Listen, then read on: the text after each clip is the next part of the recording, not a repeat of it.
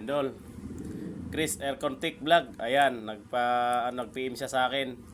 At hihingi ng full video sa pinos ko. Ay magulo kasi dahil siyempre baguhan lang tayo. Pasensya na po. Ayan. Ito dolo. Ito yung transformer niya. Mayroon to sa mga aircon control. So pwede mo baklasin yan pagka gusto mong DIY para sa battery charger ng motor, yung mga FI. So malaking tulong po ito. Ayan po. Ito yung input, ayan, input ng transformer. Ito yung output, ayan, 12 volts po yan. 13 ano yata, ayan. Yan yung ano niya. So hindi blurred lang pero update ko lang 12 volts po yan. Tinester ko naman. Kahit wala kayong tester, basta alam nyo yung ano. Tignan nyo lang yung voltahe. Pag 16 volts ang kapasitor dun sa power supply nito, ibig sabihin yan, 12 volts po yung output ng transformer. Okay? Tapos takpo siya dito. So, ayan. Kahit saan pwede makabaliktad yan. Easy out po yan. So dadaan siya dito. Ayan po yung sign ng ano, yung gitna. So bridge type.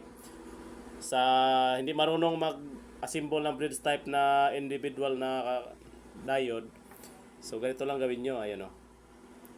So negative. Ayan po yung negative. Pag hinarap mo sa ganyan, nasa kanan yung negative. Ito yung tapya. So ayan o. So positive po yan. Ito yung positive. Ayan. Violet na yan. So yung positive tatakbo po dito sa ito plain siya, wala siyang sign. So positive po 'yan. Pagka may sign po, ayun po 'yun, kapasitor. Ayan. Ito yung negative. Negative sign. So diyan niyo itihinang yung negative. So magulo lang, naikot, wala akong taga-video. Ayan. Tapos lalagay niyo dito, ito yung positive. Ito yung out. So ito yung tinatawag na filter kapasitor. Ang ano niya is 10,000 microfarad, 25 volts. So pwede po 'yan. So sa mga ano mas mataas, mas maganda.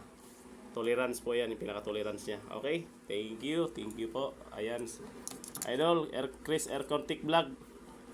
Gayahin mo 'yan. Marami sa aircon control 'yan, yung mga defect na mga control ng aircon. Marami 'yan sa mga junk shop. Pagka ganito, sa mga DVD, yung mga sinaon na, meron po 'yan. Thank you for watching.